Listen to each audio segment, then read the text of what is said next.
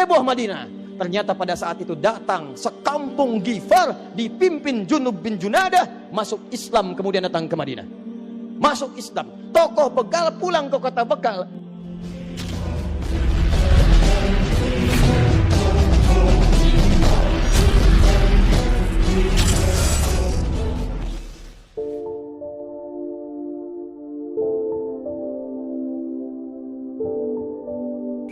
Adab, nggak punya kemajuan, tidak punya perkembangan teknologi, gelarnya cuma satu, jahiliyah. Anda bayangkan? Apa itu jahiliyah? Jahil disebut dengan bodoh, sifatnya melekat disebut dengan tak jahiliyah. Bodoh di sana bukan bodoh diddul ilmi, bukan sekedar tidak pintar, tapi bodoh dalam segala urusan kehidupan. Bodoh itu tidak tahu, tidak kenal, tidak tahu sopan santun, tidak tahu kebaikan, tidak tahu maslahat, tidak tahu adab, tidak tahu silaturahim, tidak tahu nilai-nilai kerjasama yang baik, tidak tahu kejujuran, tidak tahu sopan santun, gak kenal sama sekali, disebut dengan jahiliyah. Makanya kalau Anda pengen cari pada saat itu orang yang paling tidak punya sopan santun, jahiliyah. Silahkan cek. Kalau di sini ada yang dicela, sana harus dicela. Kalau di sini ada yang meninggal, di sana harus meninggal juga. Masya Allah, kalau ada yang lewat tempat saya, mesti dibegal. Begal, lewat, ada kota begal. Zaman itu ada kota begal. Jadi kalau sekarang ada pembegal, dia telat. Pembegal sekarang itu ketinggalan zaman, sudah lewat 15 abad sebelumnya. Zaman itu sudah ada, bahkan dikenal, sangat terkenal, namanya Ghifar.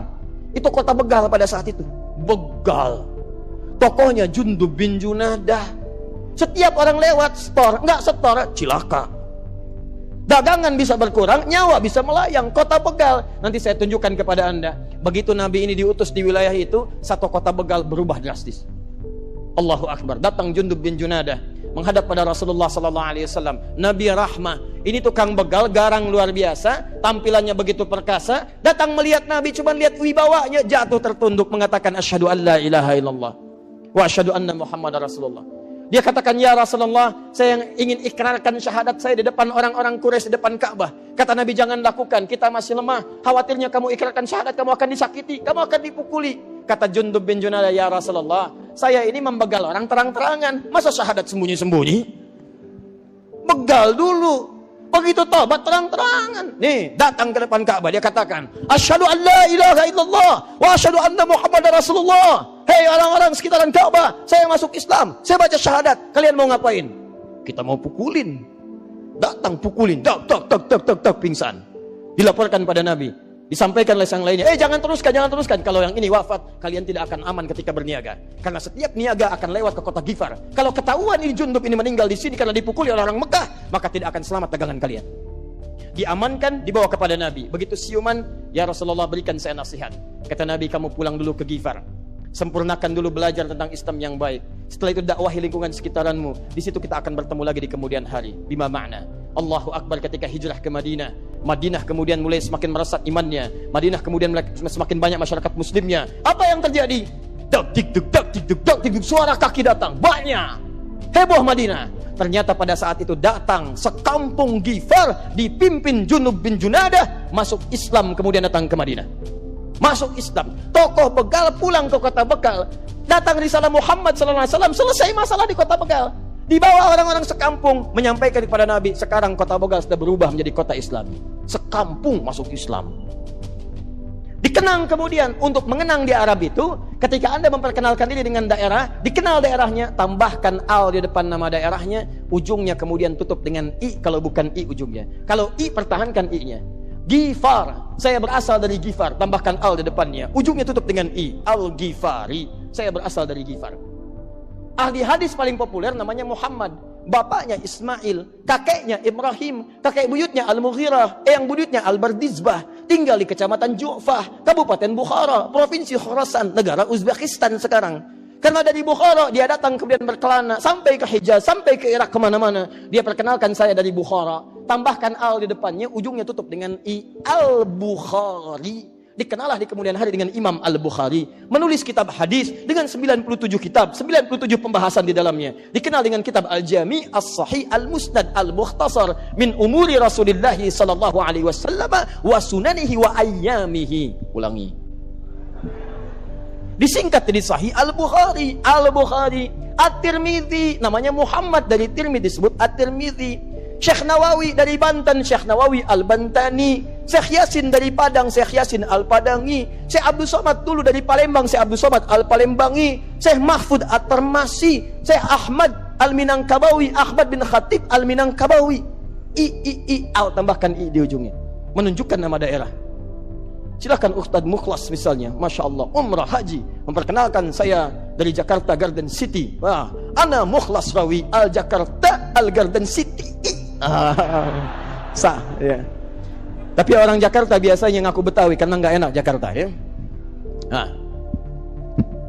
Dari sini saya tuliskan sebentar ya. Saya tuliskan sebentar. Jadi apa yang melekat pada Nabi Muhammad? Solusi turunnya di jahiliyah.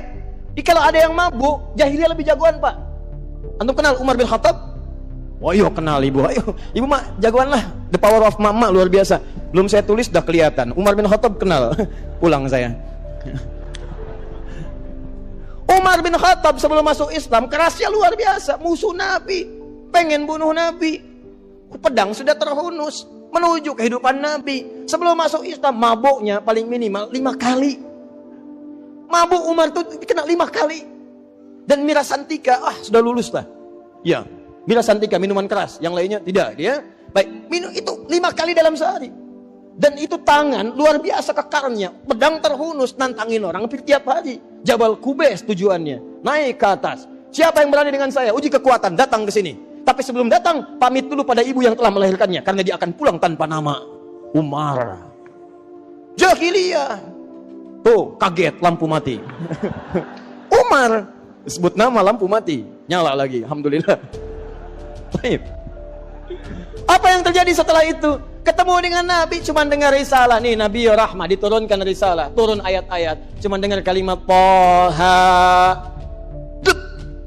langsung ke hatinya, sentuhan dalam jiwanya. Sesuatu yang menyentuh ke dalam jiwa maka dampaknya akan dalam. Karena itu dalam kehidupan, jika Anda berpasangan dalam kehidupan dengan keluarga, siapapun sentuh jiwanya, ya sentuhlah ia tepat di hatinya, maka ia akan jadi milik untuk selamanya. Catat. Masya Allah. Kesentuh tuh sama Quran Toha, cari. Begitu dicari, tunduk jatuh. Asyhadu an la ilaha illallah, asyhadu anna Muhammadar Rasulullah. Selesai masalahnya, tuntas. Dari bermetamorfosis kehidupannya, dari yang paling keras, jadi kerasnya berubah jadi tegas. Digunakan untuk membela Nabi sallallahu alaihi wasallam.